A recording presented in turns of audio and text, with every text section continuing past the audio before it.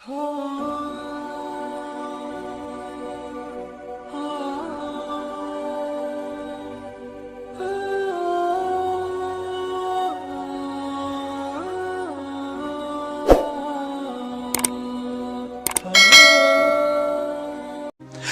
वालेकुम दोस्तों, कैसे हो? उम्मीद है कि सब खैरियत से होंगे। अल्लाह आप लोगों को ऐसे ही खुश रखे।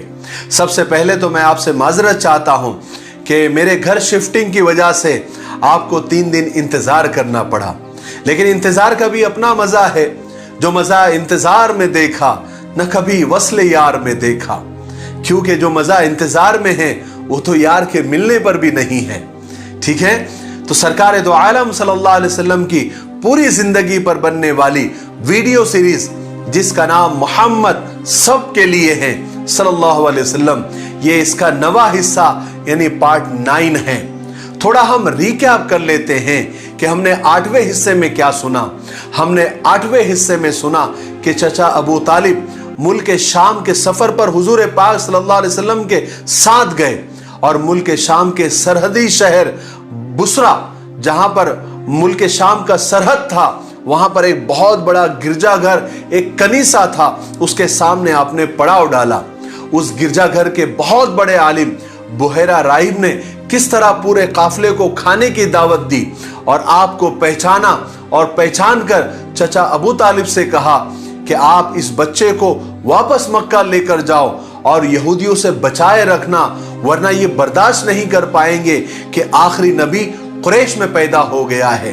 इसलिए चचा अबू तालिब ने शाम का आगे का जो बिजनेस टूर था, जो तिजारती सफर था, उसको कैंसिल करके उसी सरहदी शहर बुसरा से मक्का वापस आ गए ताकि आप सल्लल्लाहु अलैहि वसल्लम की हिफाजत हो सके।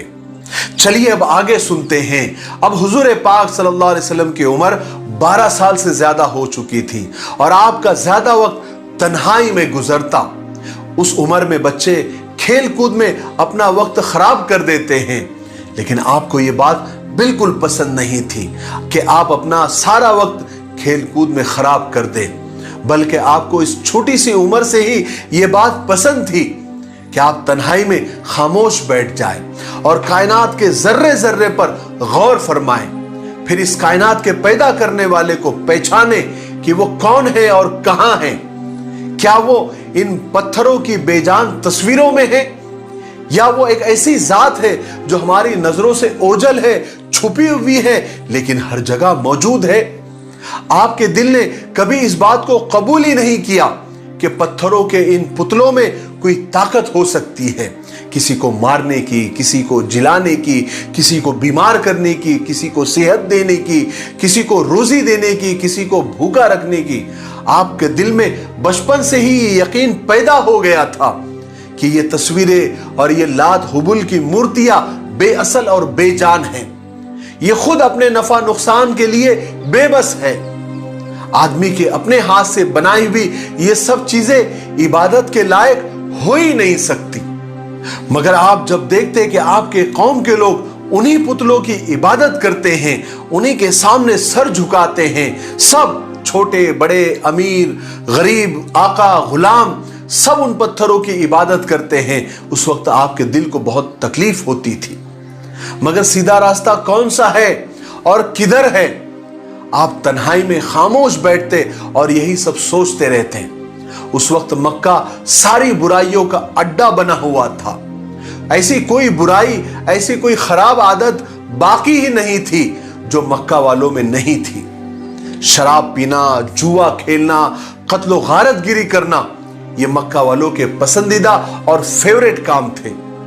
इसलिए मक्का के बच्चे भी जब बड़ों का ये काम देखते और बड़ों को ये काम करता हुआ देखते तो बचपन से ही उनकी तरबियत वैसी होती और वो वैसे ही काम करना शुरू कर देते।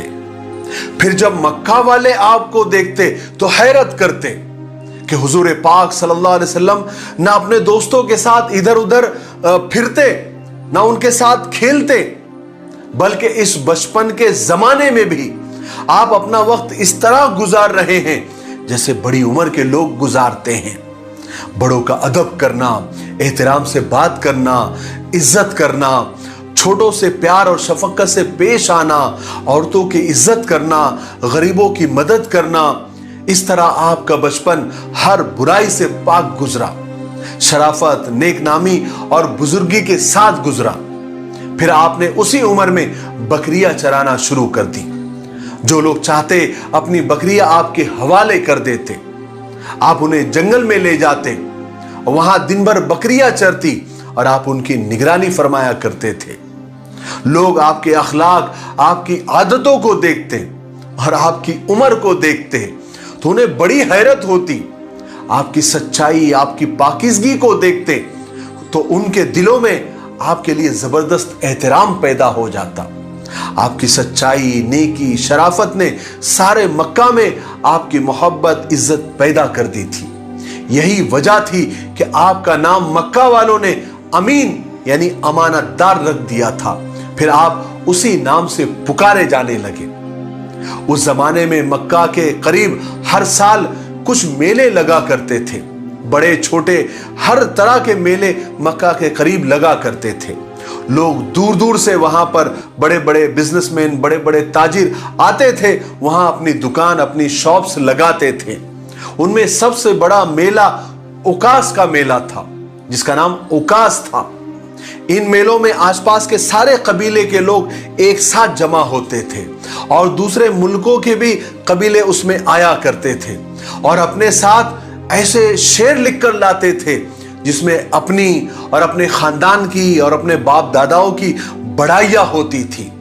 और उकास के मेले में ये लोग जत्थे बनाकर और ग्रुप बनाकर बैठा करते थे और ये अशार, ये पोएट्रीज और ये नज़में पढ़ा करते थे। और इन्हीं बड़ाइयों के चक्कर में इनके आपस में कभी कभी जबरदस्त लड़ाइयां भी हो जाती थी। एक बार का वाकया है कि उकास के मेले में, उकास के बाजार में दो आदमियों में लड़ाई होगी और इतनी लड़ाई बढ़ गई कि उनमें से एक मारा गया। मरने वाला आदमी बनु कैस कबीले का था और मारने वाला बनु किनाना कबीले का था।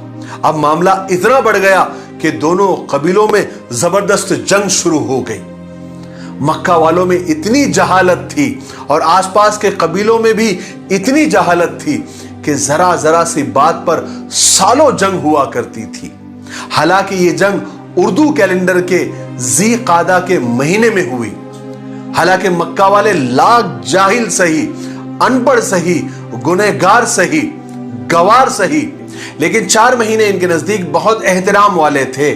ज़ी क़ादा, ज़िलहज्जा, मुहर्रम और रजब, इन महीनों में इनके नजदीक जंग बिल्कुल हराम थी। इन महीनों में बड़ी बड़ी जंग रुक जाया करती थी, बल्कि रोक दिया करते थे। लेकिन इस जंग में इन दोनों कबीलों को, बनु कैस और बनु किनाना को, इतना जोश आ गया कि इन्होंने इस मोहतरम महीने का भी ख्याल नहीं रखा, जिससे सारे अरबों को और मक्का वालों को बहुत दुख हुआ। यहां तक कि वो दोनों कबीलों की जंग बढ़ते बढ़ते इतनी बढ़ गई कि उन्होंने कुरैश पर भी हमला कर दिया, जिससे जो है कुरैश और भड़क गए।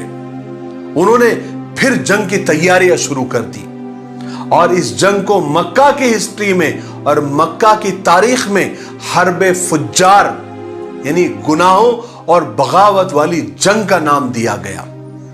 उस वक्त हुजूर पाक सल्लल्लाहु अलैहि वसल्लम भी जवान हो चुके थे, इसलिए आपको भी उस लड़ाई में शरीक होना जरूरी था।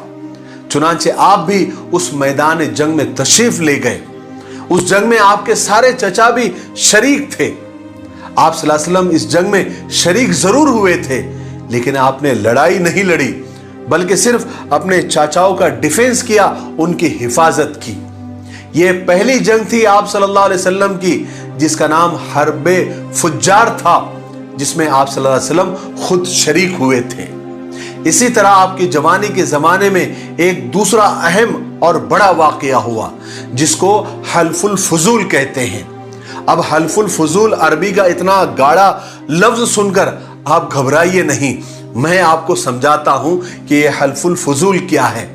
यह हल्फुल फुजूल एक अहदनामा, एक एग्रीमेंट था, जिसमें सब मक्का वालों ने मिलकर और सारे कबीलों ने मिलकर कसम खाई थी और उस पर मोहर लगाई थी, दस्तखत की थी कि अब मक्का में किसी पर जुल्म होगा, अत्याचार होगा तो हम नहीं सहेंगे। हम मजलूम का यानी जिस पर जुल्म हुआ है उसका साथ देंगे। जब तक जालिम को सजा ना मिल जाए हम चैन से नहीं बैठेंगे, क्योंकि पानी अब सर से ऊंचा हो गया था। लोग बाहर से आकर, दूसरे मुल्कों से आकर और दूसरे की जगह के कबीलों से आकर उस मेलों में आकर जंगें शुरू कर दिया करते थे और बाहर से आकर मक्का वालों पर जुल्म कर देते थे। जैसे कि अभी बनु कैस और कनाना ने कुरैश पर ही हमला कर दिया, बाहर से आए और मक्का के जो मशहूर कबीला कुरैश पर ही हमला कर दिया। इसलिए ये एग्रीमेंट और ये हलफनामा बनाने की जरूरत पेश आई कि एक इत्तेहाद, एक इत्तेफाक, एक अलायंस कर दिया गया सब कबीलों के अंदर कि अब मक्का वालों पर जुल्म हुआ तो बर्दाश्त नहीं किया जाएगा। और ये एग्रीमेंट, ये हलफनामा एक मक्का के बड़े सरदार अब्दुल्ला बिन जदान तैमी के घर में हुआ था। इस मजलिस में बड़े बड़े दिग्गज और सरदार और बड़े बड़े कबीले उसमें मौजूद थे, जैसे बनु हाशिम, बनु मुत्तलिब, बनु असद, बनु जोहरा, बनु मुर्रा वगैरह सब इसमें, सारे कबीले इसमें शामिल थे। इन सब खानदानों ने और कबीलों ने मिलकर ये एग्रीमेंट किया था जिसका नाम हल्फुल फुजूल रखा था। मुझे उम्मीद है कि आप हल्फुल फुजूल को समझ गए होंगे।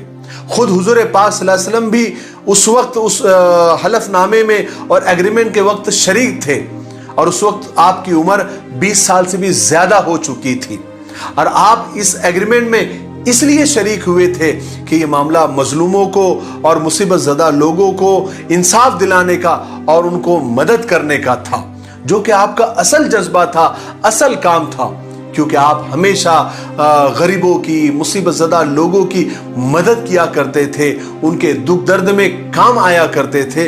इसलिए आपने इस एग्रीमेंट, इस अहदनामे, इस हल्फुल फुजूल जिसका नाम है, उसमें बढ़ चढ़कर हिस्सा लिया था। आखिर में एक बात आप लोगों से करनी है कि मैं ये सब डिटेल और ये तफसील और ये बारीक बारीक बातें बताना इसलिए ज़रूरी समझता हूँ कि बहुत सारे लोग बहुत गौर से ये सीरत पाक की सीरीज सुन रहे हैं, देख रहे हैं, और मैं चाहता हूं कि उनके सामने ये सारी बातें आ जाए ताकि आने वाली जो सीरत पाक की वीडियोस है और पूरी सीरत मुबारका है वो अच्छी तरह से समझ में आए। फिर भी मैं आप लोगों से पूछना चाहता हूं, अगर आपको ऐसा लग रहा है कि इन बारीक बारीक बातों की वजह से और डिटेल्स और तफसील की वजह से आपको समझने में कुछ दिक्कत हो रही है, कुछ मुश्किल आ रही है, कोई परेशानी हो रही है, तो मुझे कमेंट्स करके जरूर बताएं। जो लोग ये चाहते हैं कि बारीक बारीक बातें भी बताई जाए वो लोग भी कमेंट्स करें और मुझे बताएं, और जो लोग ये चाहते हैं कि बारीक बारीक बातें न बताई जाए, सिर्फ बड़े बड़े वाकयात और बड़ी बड़ी बातें ही बताई जाए, वो लोग भी कमेंट्स करें ताकि मैं कंपेयर कर सकूं। मैं आपको बता दूं कि मैं रिप्लाई करने में थोड़ा सा सुस्त और कमजोर जरूर हूं, लेकिन एक बात मैं आपको बता दूं कि मैं आप लोगों के सारे कीमती कमेंट्स पढ़ता हूं, उस पर गौर भी करता हूं, उस पर सोचता भी हूं। आप ऐसा ना समझे कि मेरा रिप्लाई नहीं आ रहा है तो मैं पढ़ नहीं रहा हूं। मैं आपके हर एक कमेंट्स मेरे लिए बहुत इंपॉर्टेंट और बहुत अहम होते हैं। ठीक है, तो मैं आपके कमेंट्स का इंतजार कर रहा हूं ताकि मैं आने वाली जो सीरीज और वीडियोस हैं उसमें मैं आप जैसा चाहते, क्योंकि मैं आप पर बोझ नहीं डालना चाहता, जितना आप सुनना चाहते हैं मैं उतना ही आपको सुनाना चाहूंगा, लेकिन मेरे हिसाब से छोटी छोटी बातें भी जो समझ में आ सके वो बताना जरूरी है। ये मेरी अपनी राय है, फिर आप लोग अपनी राय दीजिए। ठीक है, तो आज के लिए इतना काफी है। वीडियो काफी लंबा हो रहा है। हम 10वें हिस्से में यानी पार्ट 10 में हम सुनेंगे हुजूर पाक सल्लल्लाहु अलैहि वसल्लम और हजरत खदीजा रजी अल्लाह तआला अन्हा की जिंदगी की यानी जो शुरुआत है, किस तरह से बिजनेस और तिजारत से हुई और फिर बाद में जाकर कैसे उनका निकाह हुआ, ये हम 10वें हिस्से में आपको मुकम्मल तफसील से और डिटेल में आपको सुनाएंगे। तब तक मेरे लिए, पूरी उम्मत के लिए और पूरी इंसानियत के लिए खैर और भलाई की दुआ करते रहे। अस्सलामु अलैकुम व रहमतुल्लाहि व बरकातुहू।